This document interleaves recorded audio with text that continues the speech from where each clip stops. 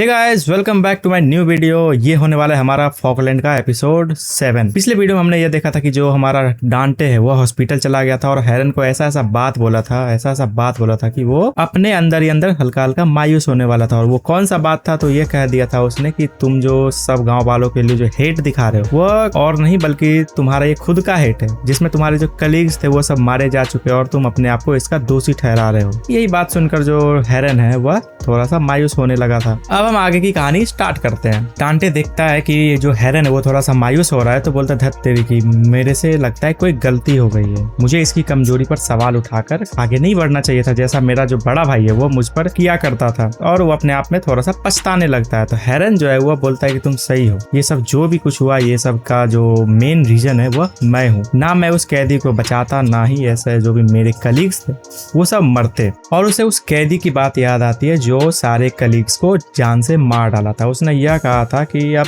तुम भी भुगतो, जैसे तुमने मुझे मौत से वापस बुलाया है वैसे अब तुम भी तरफ तरफ के रोगे, जैसे जिंदगी के स्टार्ट में तुम इस दुनिया में आए थे। और ये जो जगह है वहाँ ऐसे लोग रहते हैं जहाँ पे किसी का भी जुर्म के बारे में कोई नहीं पूछता, सब के सब क्या हो तो गुनहगार हो। और हेरन डांटे का कॉलर पकड़ कर बोलता है कि वह सही था और यहाँ की जो दुनिया है वह कोई नर्क से कम नहीं है। और मैं ना किसी को बचा पाया, ना ही मैं किसी की जान ले पाया। और मैं ऐसा सोचता हूँ कि अच्छा होता कि मैं भी अपने कलीग्स के साथ मर जाता, लेकिन जो शरीर है वह अपने आप को बचाने के लिए कोई ना कोई रास्ता जरूर निकाल लेता है, जिसमें कि जो भी हॉस्पिटल में फॉग जमा थे वो सबको मैं एक एक करके खा गया। और मुझे जो एबिलिटी मिली उस एबिलिटी से मैं अपने शरीर का जो है ऑपरेशन कर दिया। जो भी हॉस्पिटल आता था फॉग लेकर, मैं उस फॉग को खा जाता और जो भी प्रिजनर फॉग लेकर आते थे मैं उसका फॉग लेकर और उसके जो फ्लैश रहता है प्रिजनर का, जिसका मैं पहले चिंता किया करता था, उसका फ्लैश लेकर अपना बॉडी का ऑपरेशन करके मैं अभी तुम्हारे सामने खड़ा हूँ। और मैं सर्वाइव करते करते एक मॉन्स्टर में बदल चुका हूँ। और जो गांव वाले जिस हेरन को जानते थे वह कब का चला गया है। और जो भी तुम्हें सच्चाई सुननी थी मैंने तुम्हें बता दिया है, अब बताओ तुम्हें क्या कहना है। हेरन डांटे से यह भी कहता है कि अब तुम बताओ कि मेरे जैसा चीज अब कहाँ जाएगा। बेहतर है कि मैं अपनी सारी जिंदगी वैसे बददिमाग कैदियों की तरह यहाँ पर गुजार दूं, और यह मेरी वैसी जिंदगी और किस्मत है जिसे मैंने खुद चुना है। जैसे हेरन किस्मत और जिंदगी के बारे में बात करता है, वैसे ही जो डांटे है उसको अपनी पुरानी लाइफ के बारे में थोड़ा सा याद आने लगता है, जिसमें वह जो है एलिमेंट्री स्कूल के जो बुक्स रहते हैं, बच्चों के जो बुक रहते हैं उसे वह पढ़ रहा होता है, जिसमें उसका बड़ा भाई जो है वह देख लेता है और बोलता है कि क्या तुम अब बच्चों को पढ़ाने के लिए ट्रेनिंग ले रहे हो। तभी जो डांटे है उससे वो किताबें छीन लेता है और बोलता है कि तुम्हें इससे क्या मतलब है। लेकिन उसका जो बड़ा भाई रहता है जिसमें वो उसका चेहरा भी नहीं जानता है, वह बोलता है कि तुम्हारे पर तो जो पिताजी है वो बहुत ही ज्यादा गुस्सा करेंगे। डांटे बोलता है कि तुम्हारे कोई भी बिजनेस का ये नहीं है। डांटे कहता है कि मैं डिसाइड करूंगा कि मुझे अपने लाइफ में क्या करना है और सब लोग क्या सोचते हैं, उन लोगों के पास क्या कोई अधिकार है मेरे जिंदगी में टांग अड़ाने। उसका बड़ा भाई है वो बोलता है कि हम लोग तो बस तुम्हारे लिए चिंतित हैं, क्या तुमने जो इतने साल की पढ़ाई की बस एक बेबी सिटर बनने की पढ़ाई की है हो अभी तक। और डांटे थोड़ा सा गुस्से में आ जाता है और बोलता है कि क्या तुम्हें पता है तुम क्या हो, तुम एक घमंडी हो और दौलत के भूखे हो जो बड़े बड़े लोगों की पूजा करते हो। मुझे तुम जैसा नहीं बनना है और ये सब चीजें मॉम एंड डैड के लिए भी है। और मुझे कंट्रोल करना बंद करो, मैं तुम जैसे लोग बनने से इनकार करता हूँ और मैं चूज करूंगा कि मुझे आगे जाकर क्या करना है। और डांटे हेरन से कहते कि हाँ, पढ़ाना जो था वो मेरे स्तर से नीचे था, लेकिन मैं अपने दिल का कोई गुलाम नहीं। तुम जो ऐसा सोच रहे हो कि ये जो लाइफ है और किस्मत है वह तुम अपने खुद से चूज किए हो, ऐसा बिल्कुल भी नहीं। ये वैसा लाइफ है जो प्रिजनर चाहता था कि तुम ऐसा लाइफ जियो, और मैं जानता हूँ कि तुम इससे कहीं ज्यादा अच्छे हो। और जरा डम्पलिंग विलेज को गौर से देखो, ये इकलौता गांव है जहाँ पे रूल्स एंड रेगुलेशन फॉलो किया जाता है, वैसे जगह में जहाँ पे नियम का कोई भी मतलब नहीं होता है। और ये सब के पीछे मिस्टर डम्पलिंग है जो कि विलेज का मेंटर के रूप में वो आए हुए हैं। हेरन कहता है कि क्या फर्क पड़ता है उसे मेंटर बनने से ना बनने से, और तुम इस जगह के लिए इतना सारा चीज क्यों कर रहे हो। डांटे बोलता है कि तुमने सिखाया है उन्हें, तुम ही उस सबको बताए हो कि जो लाइफ है वो कितना वैल्यूएबल है, चाहे कैसी भी लाइफ हो। और जो मिस्टर प्लम्प डम्पलिंग है वह तुम्हें अपना मेंटर की तरह मानते हैं, जिसमें जो डॉक्टर हेरन है उसको थोड़ी पुरानी बात याद आती है। जो मिस्टर प्लम्प डम्पलिंग है वह हॉस्पिटल रोज आया करता था, वो जो डम्पलिंग रहता था वो अपने साथ लेकर आया करता था और डॉक्टर हेरन से रोज वादा करता था कि मैं इस गांव को एक सेफ प्लेस बनाऊंगा। और वह कहानियां भी सुनाता था कभी कभी कि मैंने 3 शॉप और खोल लिया है डम्पलिंग का। कभी यह कहानी सुना देता था कि गांव में कुछ ठग आए थे जिसमें मैं उसे जब खिला दिया उसके बाद वो सारे शांत हो गए और कभी भी इस गांव की ओर वो नजर नहीं डाले थे। प्लम्प डम्पलिंग डेली का डेली वहाँ पे जो डम्पलिंग का बैग रहता है बहुत सारा थैले में डम्पलिंग छोड़ आया करता। मिस्टर प्लम्प डम्पलिंग देखता था कि जो हेरन है वो एक भी डम्पलिंग नहीं खाता था, तो वह बोलता था नहीं खा रहे हो सकता है कि जो मेरा डम्पलिंग है वो गंदा महकता होगा, लेकिन तुम भूखा बिल्कुल भी मत रहना। और जो भी गंदा वाला डम्पलिंग रहता था जो खराब हो जाया करता था उसे वह हटा भी देता था। और ये कह के चला जाता था मिस्टर प्लम्प डम्पलिंग कि तुम ही वैसे व्यक्ति हो जो हम लोग को यहाँ पर जीना सीख। ये सब बातें जो मिस्टर हेरन है, डॉक्टर हेरन, वह सुनता रहता था मिस्टर प्लम्प डम्पलिंग की, लेकिन कोई रिप्लाई नहीं देता था वो। क्यों? क्योंकि मेन बददिमाग लोग होते हैं जो जिसके कारण वो वहां पर फंसा हुआ था। तब डांटे कहता है कि चलो अब तुम बताओ हेरन कि तुम्हारा मेंटर कौन है, क्या वह कोई मॉन्स्टर है? जैसा है वह बोलता है वैसे ही जो उसका जो हार्ट रहता है जो बंधा हुआ रहता है वह टूट जाता है। उसके बाद वो जोर जोर कर फूट कर रोने लगता है हेरन। दूसरी ओर जो मल्टीगर रहता है वह मिस्टर 182 को लेकर जाने लगता है। वैसे ही बोनीटर को होश आता है और कहता है कि बिल्कुल ये वैसा टेस्ट कर रहा है जैसा मैंने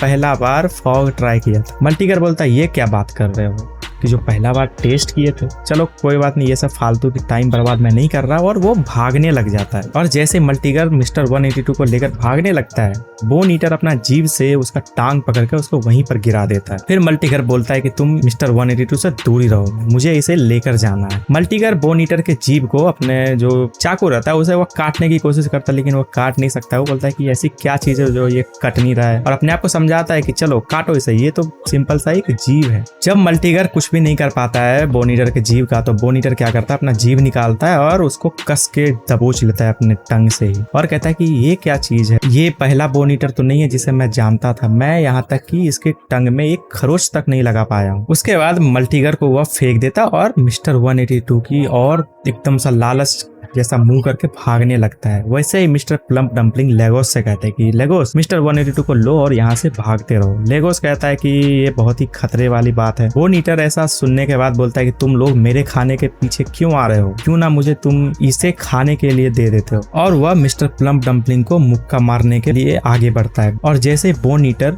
मिस्टर प्लम्प डम्पलिंग को एक पंच मारता है, वैसे ही जो मिस्टर 182 रहता है वो अपना हाथ को बोन ईटर के मुंह में डाल देता है। इधर मल्टीगर बोलने लगता है कि क्या तुम पागल हो, तुम क्या चाहते हो कि तुम्हें यह बोन ईटर खा जाए, तुम इसके हवाले कर रहे हो। मिस्टर प्लम्प डम्पलिंग भी कहने लग जाता है कि तुम्हें बचाने के लिए हमने क्या क्या नहीं किया है। तभी मिस्टर 182 कहता है कि आपके जो डम्पलिंग थे मुझे उसका कर्ज चुकाना है। ऐसा सुनने के बाद मिस्टर प्लम्प डम्पलिंग जोर जोर कर रोने लगते हैं। इधर जो बोन ईटर है उसके मुंह में तो मिस्टर 182 का हाथ चला जाता है, उसका जो खून है हल्का सा जाता है और बोलता है कि हाँ यही तो भगवान के तरफ से भेजा गया गिफ्ट है, जिसने मुझे स्टार्टिंग में जो भूख लगी थी उससे बचाने के लिए आया था। यानी कि जो फॉग खाया था वो स्टार्टिंग में भूख से बचने के लिए वैसा ही टेस्ट कर रहा था। वो थोड़ा थोड़ा रोने लग जाता है। फिर जब वो उसको काटने की कोशिश करता है फिर पता नहीं वो चबा नहीं पाता है। बोलता है कि मैं इसे च्यू क्यों नहीं कर पा रहा हूँ, क्यों च्यू कर पाएगा। उसके मुंह में जो है कैंची घुसा हुआ था। यहाँ पे हमारी एंट्री हो जाती है हेरन की। उसी ने अपना जो कैंची रहता है उसके जॉ में ही डाल देता ताकि वो अपना जो जबड़ा रहता है वो हिला ही ना पाए। सब के सब जो लोग रहते हैं वो चौंक जाते हैं कि हेरन हमारा आ गया, डॉक्टर आ गया। इधर डम्पलिंग भी सोचने लग जाता है। मल्टीगर बोलता है कि अब ये कौन बीच में टपक गया। बोन ईटर जो रहता है वो बोलता है कि क्या इसने मेरे जॉ को ही तोड़ दिया है। हेरन जो है वह मिस्टर 182 का हाथ पकड़कर बोलता है कि लगता है मैंने जो भी तुम्हारा इलाज किया था तुम सारे के सारे बर्बाद कर चुके हो। प्लम्प डम्पलिंग कहता है कि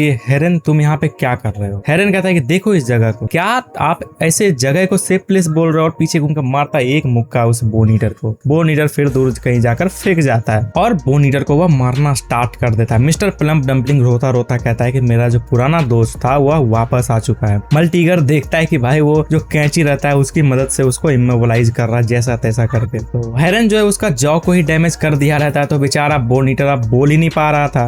वे कैसे करके वो बोल रहा होता है। हेरन बोलता है कि अपने एक्सेंट पे थोड़ा सा सुधार लाओ, जो तुम बोल रहे हो वो मुझे बिल्कुल भी समझ नहीं आ रहा है। तभी मिस्टर प्लम्प डम्पलिंग कहता है हेरन से कि हेरन ध्यान से, उसका जो जीभ है वह स्टील से भी ज्यादा मजबूत है। हेरन कहता है कि मुझे रत्ती भर भी फर्क नहीं पड़ता, मुझे तो बस ये इतना दिखाई दे रहा है कि ये सेल का बड़ा सा कोई टुकड़ा है। हेरन बोन ईटर की ओर जाता और बोन ईटर का जो जीभ रहता है उसका निचला हिस्सा में ही इतना गंदा घाव करता है कि अब उसका जो जीभ है वो अच्छे से काम ही नहीं कर पा रहा होता है। हेरन कहता है कि तुम्हारा जो अब टंग है वो तुम्हारे गले के पास ही अब नीचे गिरने लगेगा, जिसके कारण तुम अब सांस भी अच्छे से नहीं ले पाओगे। बेचारा बोन ईटर दम घुटने की वजह से वो नीचे ही गिर जाता है और चोक करते करते बोलता है मैं सांस नहीं ले पा रहा हूँ, ये नहीं कर पा रहा हूँ, और ऐसा करते करते हुआ जमीन पे जाकर वहीं पे ढह हो जाता है, खत्म हो जाता है। सब के सब जितने भी प्रिजनर्स रहते हैं वहां पे, जो गांव के लोग रहते हैं, वो सब सोचने लगते हैं कि भाई साहब इसने एक सोल्डर को नीचे मार गिराया है, ऐसा कैसे हो सकता है। ऐसा देखने के बाद जितने भी लोग रहते हैं वो सब झूमने लगते हैं, एक दूसरे को गले लगाने लगते हैं कि एक भी गांव वाले की मौत नहीं हुई और डीमन लॉर्ड ने इस सोल्डर को मार गिराया। उसके बाद जो मल्टीगर रहता है वो सोचता है कि मुझे विश्वास नहीं हो रहा है कि इसने एक सोल्डर को एक झटके में ही खत्म कर दिया। हो सकता है ऐसे ऐसे लोग सेक्टरों में और भी ज्यादा भरे पड़े हों। तभी जो हेरन रहता है वह बोन ईटर के पास जाता है, उसका जो छाती रहता है उसको फाड़ देता है, जिसके अंदर से हड्डियां निकलती है इंसानों की। तब बोलता है कि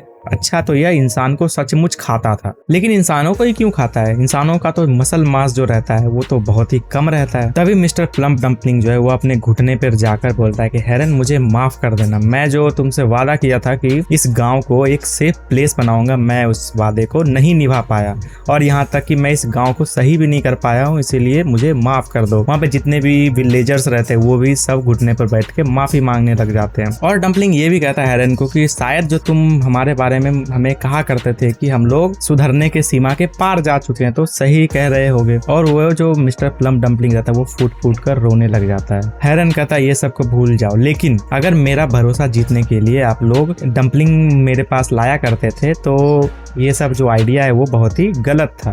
मेरा वादा तो यही था कि आप अपने हाथ जो है वह उसको सही सलामत रखते, तो अभी मैं बहुत खुश होता। प्लम डम्पलिंग कहता है कि हाँ तुम सही कह रहे हो अपने आप को संभालते हुए, और बोलता है कि मुझे माफ कर देना सभी चीजों के लिए। तभी जो डांटे रहता है वह भागता भागता हुआ आता है और बोलता है कि यार चलो लगता है सब चीज सही हो गया, लेकिन इतना जल्दी कैसे। वास्तव में जो डॉक्टर हेरन है वह काफी स्ट्रॉन्गर है, जो कि बोन ईटर को यूं ही झटके में खत्म कर दिया। अच्छा हुआ कि उसने जो डिसीजन लिया वो अपने लिए सही डिसीजन लिया है। तो ये सब चीजें हेरन को आगे की जिंदगी जीने के लिए कुछ एनकरेज किया हो तो फिर हम अपना नेगोशिएशन कर सकते हैं। क्या नेगोशिएशन, तो उसके साथ आगे बाहर निकलने में सिंपल सा है। तभी जो मिस्टर 182 रहता है वह बेहोश होने लग जाता है, तो जितने भी विलेजर रहते हैं वो चिल्लाने लगते हैं कि ये जो फैला है वह बेहोश हो रहा है। ऐसा देखने के बाद जो डांटे रहता है वो उसकी ओर भागते हुए कहता है कि तुमने ये क्या कर लिया, तुम क्या सोच रहे थे कि तुम इस हालात में उस बोन ईटर को हरा दोगे। मैंने तुमसे कहा था कि यहाँ से भाग जाओ, भागे क्यों नहीं। ऐसा तो कोई मूर्ख ही करता है। लेकिन जो मिस्टर 182 डांटे से कहता है कि तुम मुझ पर क्यों चिल्ला रहे हो, मैं तो बस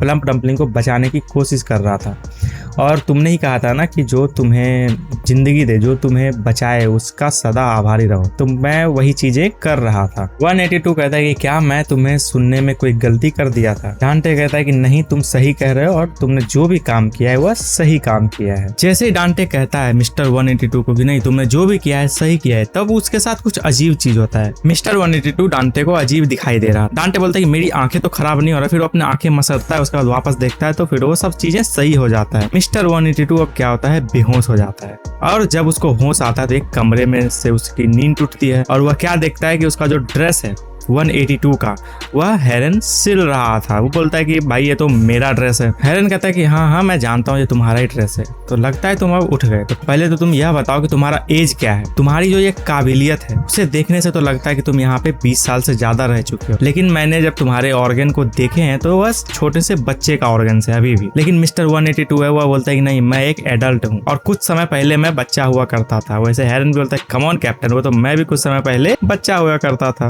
182 हेरन से कहता है कि तब तो इसका मतलब ये हुआ कि हम दोनों सेम हैं। हेरन पूछ लेता है कि सेम का मतलब क्या कर रहे हो। मिस्टर 182 कहता है कि इसका मतलब तुम उतने स्मार्ट नहीं हो जितना टीचर है, क्योंकि तुम तो सिर्फ एक डॉक्टर हो।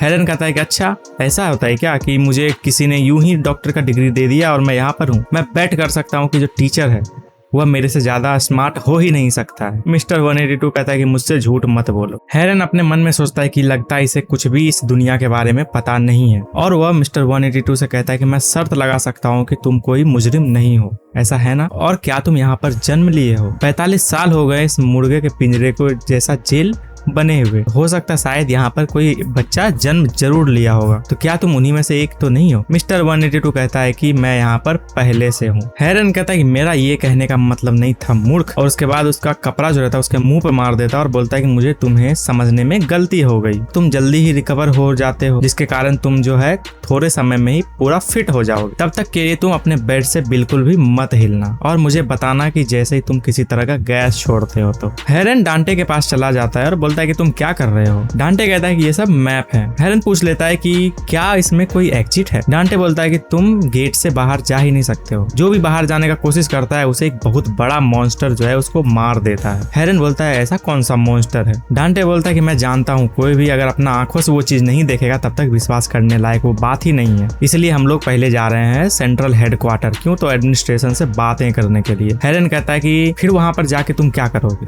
मैंने तुम्हें पहले ही बता रखा है कि जो वहाँ के लोग हैं एडमिनिस्ट्रेशन तुम्हारी कभी भी साइड नहीं लेंगे। डांटे बोलता है कि मैं उसका अटेंशन पाने के लिए कुछ भी कर दूंगा, वहाँ चाहे तो मैं उसके बिल्डिंग्स में आग ही क्यों ना लगा दूं, लेकिन मैं उसका अटेंशन पाके ही रहूंगा। और डांटे कहता है कि यही एक रास्ता है जिससे हम लोग बाहर निकल सकते हैं। हेरन कहता है कि चलो मान लिया हम लोग यहाँ से बाहर भी निकल गए, लेकिन एडिक्शन का क्या? डांटे कहता है कि अगर कोई चीज का नशा कर रहा है वो और वह सामग्री उसके पास है तो वह नशे से लड़ नहीं सकता है, जिसके कारण वह उसी में फंसता चला जाता है। लेकिन जैसे ही वह उससे दूर चला जाएगा वैसे अपना जो शरीर है अपने आप को हील करना स्टार्ट कर देगा। और जब तुम लिम्बो में चले जाओगे तो चिंता ना करो, मेरे पिताजी हैं वो साइंटिस्ट हैं, वो जो रिसर्चर्स हैं उसको लगाएंगे ताकि जो भी लक्षण है तुम्हारे उस पर रिसर्च कर सकें। और जैसे ही हम लोग इस इंसिडेंट को एक्सपोज कर देंगे पूरी दुनिया में तब इस जेल का जो है पर्दा फाश हो जाएगा। डांटे हेरन से कहता है कि हेरन घबराने की कोई भी बात नहीं है, लेकिन जो हेरन है वह बोलता है कि घबराने की बात सिर्फ मेरे लिए नहीं है, पहले तुम अपने आप को देखो जाके कोई आईने में। डांटे जैसे ही बाथरूम जाता है अपने आप को देखता है वो चिल्लाता हुआ बोलता है कि तो असल में क्या होता है वो भी फॉग का हल्का हल्का एडिक्टेड हो रहा होता है, उसका एक जो आंख रहता है वह ब्लू हो गया था जैसे फॉग एडिक्ट के होते हैं। हेरन फिर बोलता है कि ओवर रिएक्ट करना बंद करो, ये तो तुम्हें पता है कि ज्यादा देर तक अगर तुम रहोगे तो तुम भी फॉग के एडिक्ट बनते चले जाओगे। डांटे कहता है कि हाँ मुझे ये बात पता है, राम भूतान भी मुझे इसकी चेतावनी दिया करता था, लेकिन ये अन्याय है, मैं तो यहाँ तक फॉग लिया भी नहीं हूँ, तो फिर मेरे साथ ये कैसे हो सकता है? इसका मतलब तो यही है ना कि मैं कुछ समय बाद अब फॉग के लिए क्रेव करने लगूंगा, उसके लिए लालच करने लगूंगा, और मैं तो यहाँ तक कि अपनी एबिलिटी तक नहीं जानता हूँ कि मेरी एबिलिटी क्या है। डांटे पूरा परेशान होकर बोलने लगता है कि मैं बहुत ही बुरी तरह से फंस गया हूँ। हेरन कहता है कि तुमने तो कहा था कि इसे क्योर किया जा सकता है। डांटे कहता है कि जो भी नशेड़ी होता है दर्द और मायूसी के अलावा कुछ भी नहीं होता है उसके जिंदगी में। हेरन कहता है कि कमीने कहेंगे, तुम तो अभी मुझे एनकरेज कर रहे थे कि हाँ ठीक है तुम बाहर निकलोगे, तुम अपने आप को क्योर कर लोगे, लेकिन खुद पे बात आई तो फिर ये तुम क्या कर रहे हो? हेरन डांटे से कहता है कि तुम इतना भी गलत नहीं हो। एक बार क्या था कि हम लोग ने एक एक्सपेरिमेंट किया था कि जो भी फॉग का एडिक्ट है अगर वो कुछ ज्यादा ही समय तक अगर लिम्बो मोड में रहा तो फिर क्या होगा। तो हमने देखा था कि जो भी एडिक्ट लोग था जो कि लिम्बो में था वह धीरे धीरे करके कोमा में चला गया है, और यकीन मानो जो बाहर आउटसाइड वर्ल्ड में जाएगा तो जो केस है वह इससे भी ज्यादा बुरा हो सकता है।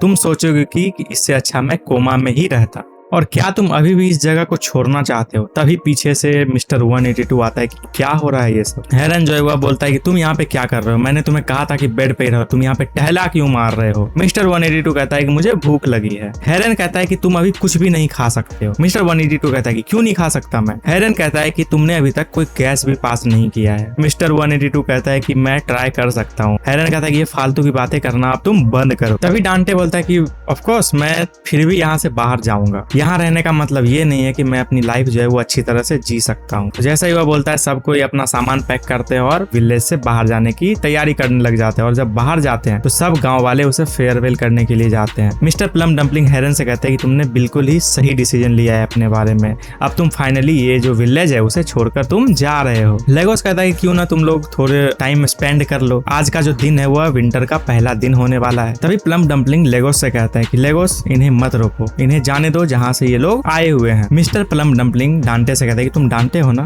मुझे पता नहीं था कि तुम बाहर से आए हुए मददगार हो। डांटे प्लम डम्पलिंग को कहता है कि आप चिंता ना करें, मैं हेरन को यहाँ से एक पीस से में बाहर निकालूंगा। प्लम डम्पलिंग कहता है कि तुम्हारा बहुत बहुत शुक्रिया, लेकिन डांटे बोलता है कि धन्यवाद तो मुझे आपका करना चाहिए।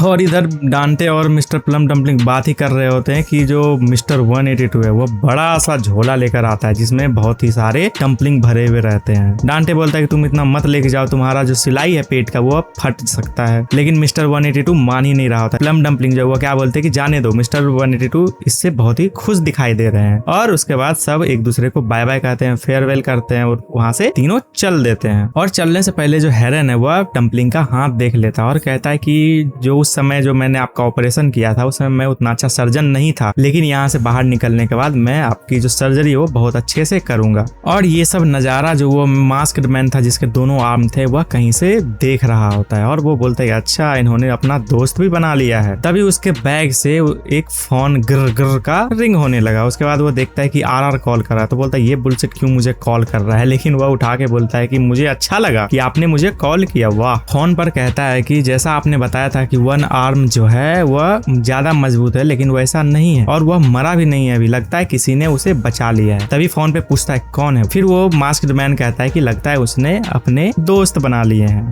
जो कॉल पे रहता है आरआर बोलता है फ्रेंड्स, और वह कॉल काटता हुआ बोलता है मुझे विश्वास नहीं हो रहा है कि उस जैसे गोवर के पास ऐसा फ्रेंड भी हो सकता है जो उसे जान से बचाया हो। तभी वह अपना हेडक्वार्टर जाता और कहता है कि हमारे पास टोटल कितना फॉग बचा हुआ है अभी। और जो आरआर रहता है वह एक मीटिंग बैठा था बहुत सारे लोगों के साथ और कहता है कि हमारे पास ज्यादा फॉग नहीं बचा है, बस इतना फॉग बचा है कि ये 5 साल संभल जाए। एक वहाँ पे जो मीटिंग में बैठा हुआ रहता है वो बोलता है कि लगता है हमारे पास ज्यादा समय नहीं है, हमने बहुत ही ज्यादा लेट कर दिया है। आरआर कहता है कि मुझे तो बस इतना लगता है कि जिस टैलेंट की हम तलाश कर रहे हैं बस वो मिलने भर की देरी है। और वहाँ पे बैठा हुआ एक व्यक्ति कहता है कि हम लोग को अब सिविलियन टारगेट करना बंद कर देना चाहिए और हम मीडिया का भी मुंह एक हद तक ही बंद कर सकते हैं, खास करके वैसे लोग जैसे लोग तुम्हें चाहिए। आरआर थोड़ा मुस्कुराता हुआ कहता है ठंड आ रही है और वह बोलता है एक डॉक्टर से वहाँ पे बैठा हुआ कि चलो अब ये बताओ कि सप्लाई क्रेट रेडी है या फिर नहीं है, अगर वह रेडी है तो मेरे पास उसे लेकर आओ। तभी जो वह सप्लाई क्रेट रेडी करता है वह बोलने लग जाता है कि हम लोग जो है टोटल 500 बक्से सप्लाई करने के लिए तैयार किए हैं, जिसमें जो डेली का जो सामान है नहाने का धोने का कपड़े जो हैं वो सब हो गए हैं और यहाँ तक कि सीमेंट भी है जो कि स्ट्रक्चर बना सके वहाँ पे। और इसके साथ साथ हम लोग हैमर और स्क्रू ड्राइवर भी प्रोवाइड कर रहे हैं और जो वेपन है उसमें सिर्फ ग्लॉक 19 एक गन होता है, बस वहीं तक सीमित है, ज्यादा कुछ नहीं है। आरआर बोलता है कि ये तो कोई चीज स्पेशल नहीं हुआ, क्यों ना हम उसमें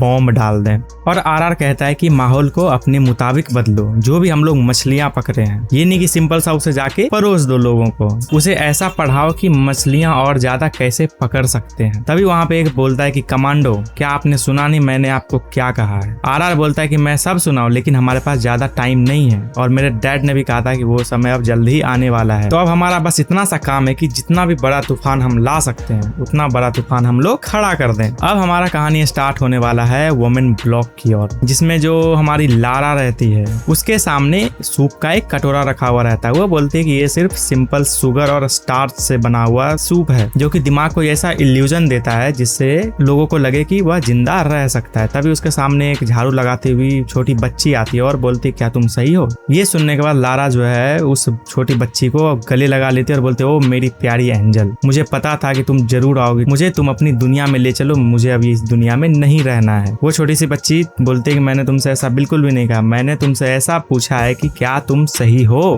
और तुमने बहुत दिनों से खाना भी नहीं खाया। और जैसे ही जो लारा है वह देखती है कि वो छोटी सी बच्ची है वह डर के पीछे चली जाती है और बोलती तुम कौन हो। वो बताती है कि मैं हूँ ब्रूम, यानी झाड़ू का ही नाम उसको रख दिया गया बताओ, और कहती है कि मैं यहाँ पर झाड़ू लगा करती हूँ अक्सर और मुझे माफ करना अगर मैं तुम्हें परेशान की हूँ तो, लेकिन मैं देख रही हूँ कि तुम बहुत दिनों से खाना नहीं खा रही हो तो तुम्हें खा लेना चाहिए, नहीं तो तुम्हारे शरीर में किसी भी तरह का जान नहीं बचेगा। और माफ करना मुझे ऐसा नहीं बोलना चाहिए था, तुम्हें तो सबसे पहले ये सब चीजें पता होगी क्योंकि तुम टीचर जो ठहरी। लारा सोचने लगती क्या ये बच्ची है एक, और कहती कि तुम यहाँ पे क्या कर रही हो, तुम एक छोटी सी बच्ची हो। वैसे ही वो जो ब्रूम थी वो अपने उंगलियों पे गिनने लगती है 1 2 3 4 करके, वो 17 तक गिनती है और बोलती है कि मैं 17 साल की हूँ और उन्होंने कहा है कि मैं अब बड़ी हो चुकी हूँ जिसके कारण मैं झाड़ू वारू जो भी चीजें हैं लगा सकती हूँ, लेकिन मैं जो है कुछ ज्यादा ही छोटी रह गई क्योंकि मैं जो है खाना अच्छे से नहीं खाती थी, इसलिए तुम्हें भी खाना जो है सही समय पे खा लेना चाहिए, नहीं तो तुम्हारा भी मेरे तरह ही हाल होगा। लारा कहती है कि लेकिन तुम तो अभी भी माइनर हो, तो तुम यहाँ पे क्या कर रही हो और तुम यहाँ पे क्यों हो, तुम्हारे पेरेंट्स का क्या।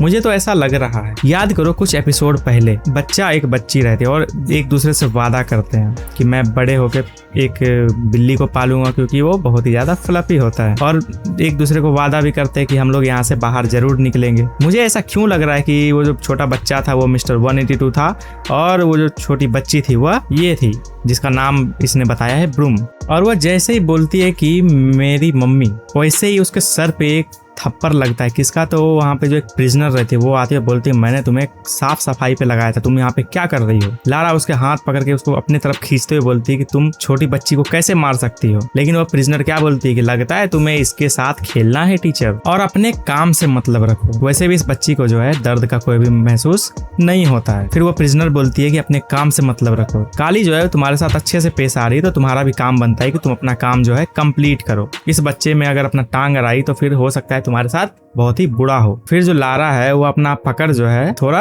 खोल देती है, जिसके कारण जो वो प्रिजनर रहती है वह ब्रूम को लेके जाने लगते हैं, क्या बोलते हुए कि ब्रूम आज तो तुम्हारी खैर नहीं। दूसरी ओर जो हेरन है वह मिस्टर 182 के हाथ का इलाज कर रहा था, जिसमें वो ऐसा सिलाई किया था जिसमें उसका जो स्कार है बॉडी का वो दिख भी नहीं रहा था। डांटे बोलता है कि वाह तुमने तो ऐसी सिलाई की है कि वो एक भी दाग है वो दिख ही नहीं रहे हैं। हेरन कहता है कि मैंने जो इसका जो ऑपरेशन है वह सेल्यूलर लेवल पे किया है ताकि कुछ भी दिखाई ना दे। डांटे कहते हैं अच्छा इसका मतलब जो फॉग बेस्ड टैलेंट है वह यही है तुम्हारा। हेरन कहते हैं कि हाँ मेरा जो टैलेंट है वह किसी भी चीज पे फोकस करने का है, और एक बार अगर मैं किसी चीज पे भी अगर ध्यान लगाना स्टार्ट कर देता हूँ तो मुझे वह माइक्रोस्कोपिक लेवल पर दिखने लगता है, जिससे मुझे यह मदद मिलती है कि मैं किसी भी पेशेंट का इलाज कर सकता हूँ, और मुझे कोई भी लोगों का कमजोर चीजें पता चल जाती है जिसके कारण वह टूट सकता है। और ज्यादातर जितने भी कैदियां होते हैं वह अपने मसल पावर पर फोकस करते हैं लड़ाई के लिए, इसलिए मैं हमेशा ज्यादातर जीत जाता हूँ। और वह क्या करता है मिस्टर 182 को फोकस करने के चक्कर में बहुत ही क्लोज जाके घूरने लगता है। मिस्टर 182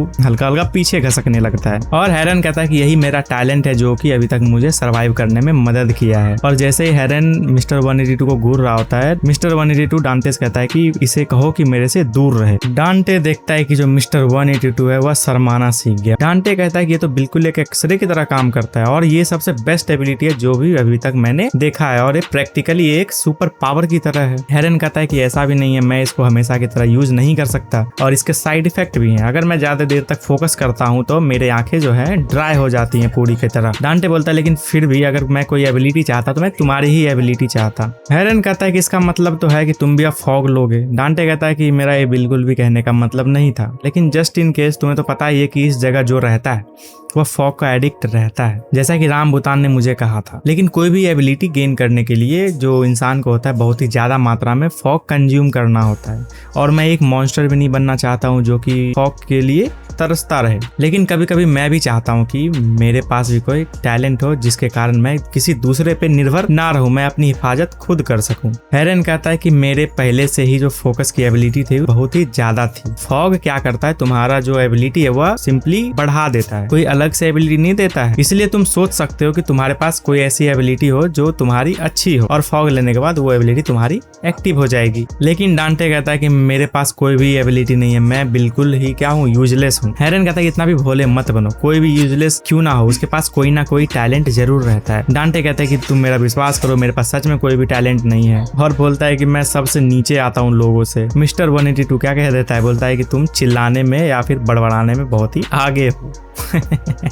डांटे बोलता है चुप रहो तुम मिस्टर 182 को। फिर हेरन कहता है कि हो सकता है यह कोई छुपी हुई बात हो जो कि समाज से परे हो। एग्जाम्पल के लिए ये मिस्टर 182 को ही ले लो, इसके पास बहुत ही इनक्रेडिबल एबिलिटी है हील करने का, लेकिन ये भी इसका कोई मेन एबिलिटी नहीं है। डांटे कहता है कि जहां तक मैं जानता हूँ इसका जो ये मेन एबिलिटी नहीं है, इसका मेन एबिलिटी है सुनने का। ये बहुत दूर दूर वाली आवाज को या फिर बहुत ही स्लो आवाज को यह सुन सकता है। हेरन थोड़ा हैरान होकर बोलता है कि सुनने की एबिलिटी, तो डांटे बोलता है हाँ इतना ही नहीं, ये राम भूतान से भी ज्यादा स्पीड दौड़ पा रहा था, और यहाँ तक कि शोल्डर का जो गर्दन था उसको भी यह तोड़ दिया। और यहाँ मुझे देख लो, मेरे पास कोई एक सिंगल एबिलिटी नहीं है, और भगवान किसी किसी को मल्टीपल एबिलिटी तक दे देता है। और क्या हो कि मिस्टर 182 उस टैलेंटेड लोगों में से एक हो जिसमें कि जो मिस्टर 182 है वह अपने टैलेंट को सही तरह से यूज नहीं कर पा रहे हो, और वह मिस्टर 182 से पूछ लेता है कि मिस्टर 182 फिर से बताना तुमने उस समय क्या कहा था मुझे उस सुप्रीम लीडर के बारे में। और अचानक डांटे के मन में ऐसा ख्याल आता है कि उसे लगता है कि जो मेन गेट खोलने का जो चाबी है फॉगलैंड का वह असल में मिस्टर 182 के पास है। इसलिए वह उससे पूछने लगता है कि तुम ऐसा बोल रहे थे कि अगर तुम सुप्रीम लीडर बन गए तो तुम यहाँ से बाहर निकल सकते हो, तो उसे उसी के बारे में मुझे फिर से बताओ। हेरन पूछ लेता है कि कौन सा सुप्रीम लीडर। डांटे बताता है कि वैसा लेजेंड जो फॉग कंज्यूम करने से उसको इन्फिनाइट नंबर ऑफ एबिलिटी आ जाता है, जो कि आगे जाकर उस फॉगलैंड का मसीहा बनेगा, जो सभी कैदियों को फ्री कर देगा। हेरन कहता है कि ये कौन सी बकवास बात कर रहे हो। डांटे बोलता है कि भले ही तुम्हें ये बातें बकवास लगे, लेकिन इसमें कुछ तो सच्चाई जरूर छिपा हुआ है। और वह मिस्टर 182 से बोलने लगता है कि बताओ 82, क्या मैं सच कह रहा हूँ ना कि जो तुमने बोला था वो बातें सच है। 182 कहता है कि उन गधों को कुछ भी नहीं पता। डांटे उस मिस्टर 182 को जोर जोर से हिलाने लगता है और बोलता है कि बताओ तुम क्या कह रहे थे सुप्रीम लीडर के बारे में। मिस्टर 182 कहता है कि मैं बुरा चीज बोल रहा था उसके बारे में। डांटे पूछता है क्या बोल रहे हो तुम। मिस्टर 182 बोलता है कि अचानक से इतनी जिज्ञासा कैसे जाग गई है टीचर, लगता है तुम्हें सुप्रीम लीडर बनना है। डांटे कहता है कि कुछ भी हो, मुझे ये सुनने के बाद लगता है कि मैं यहाँ से बाहर जा सकता हूँ। मिस्टर 182 डांटे से बोलता है कि तुम सुप्रीम लीडर कभी नहीं बन सकते, मैंने तुम्हें पहले ही बता दिया है। डांटे बोलता है कि चलो मैं तो नहीं बन सकता, कोई बात नहीं, लेकिन तुम तो बन सकते हो, तुम्हारे पास तो मल्टीपल एबिलिटीज है। मिस्टर 182 कहता है नहीं, और अपना कटा हुआ हाथ आगे करके बोलता है कि नहीं, मेरे पास तो एक आर्म है ही नहीं, तो मैं बनूंगा कैसे। डांटे मिस्टर 182 से कहने लगता है कि क्या तुम यह जानबूझकर कर रहे हो, मुझे पागल बना रहे हो जानबूझकर। और कहता है कि हम दोनों अच्छे और बुरे वक्त साथ में बिताएं, जिसके कारण मुझे लगा था कि हम दोनों थोड़े करीब आ चुके हैं, हम दोनों एक दूसरे को थोड़ा सा जानने लगे हैं, लेकिन ऐसा बिल्कुल भी नहीं हो रहा है। तुम मेरी सिचुएशन क्यों नहीं समझ पा रहे हो, मैं बाहर जाने के लिए कुछ ज्यादा ही उत्सुक हूँ, क्या तुम्हें यह बात समझ नहीं आती है। मिस्टर 182 कहता है कि नहीं, मुझे नहीं पता। उसके बाद डांटे उसको पकड़ के बोलता है कि क्या तुम इतने समय से मजाक कर रहे थे मेरे साथ, क्या इंटरटेनमेंट कर रहे थे उतने समय से, या फिर तुम सीरियस ही नहीं थे इस मामले में। हेरन बोलता है तुम दोनों शांत हो जाओ, लेकिन डांटे चुप नहीं होता है। डांटे बोलता है कि मैं सच बोल रहा हूँ, ये मुझे कभी भी सीधा सीधा जवाब आज तक दिया ही नहीं है। वह मिस्टर 182 से पूछने लगता है, उसको जोर जोर से पकड़कर झोलने लगता है, पूछता है कि तुम कहाँ से आए हो, यहाँ आए कब थे और कैसे आए, और हर समय तुम ये जो मास्क है क्यों पहने हुए रहते हो, और मैं तुम्हारा नाम तक नहीं जानता हूँ, जल्दी से बताओ तुम्हारा नाम क्या है। वैसे ही मिस्टर 182 के अंदर के जो बच्चा होता है, जो कि कुछ समय पहले वाला सीन आया था, वो जाग जाता है और बोलता नहीं, और वह भाग जाता है। डांटे उसको पूछता है कि तुम जा कहाँ रहे हो, ये बहुत ही ज्यादा बकवास हो रहा है, लेकिन जो हेरन रहता है वो उसका झोला उठाकर बोलता है कि वो तो इसे ले जाना ही भूल गया है। उसके बाद दोनों एक बोनफायर जलाते हैं, दोनों बातें करते हैं कि लगता है मिस्टर 182 अब वापस नहीं आने वाला है, और हाँ, वो हमेशा कोई ना कोई संकट खड़ा कर ही देता है। वह एक जिद्दी, मूर्ख और परेशानी खड़ा करने वाला एक व्यक्ति है, और इसलिए मैं उसे अपना जो प्लान है वो बताया भी नहीं, और वो समझता भी नहीं कि हमारा जो भी एक्शन है उसके बारे में। इसके अलावा वो बाहर भी नहीं आ सकता क्योंकि वह एक क्रिमिनल है, और 182 जो है वो ऐसा व्यक्ति है जो मुझे यहीं पर मिला था, और लगता है हमारा साथ बस यहीं तक था। फिर वह जो 182 का जो थैला रहता है उसको जाकर कुछ ढूंढने लगता है। हेरन कहता है कि तुम क्या ढूंढ रहे हो। डांटे कहता है कि मैं हमेशा जानना चाहता था कि जो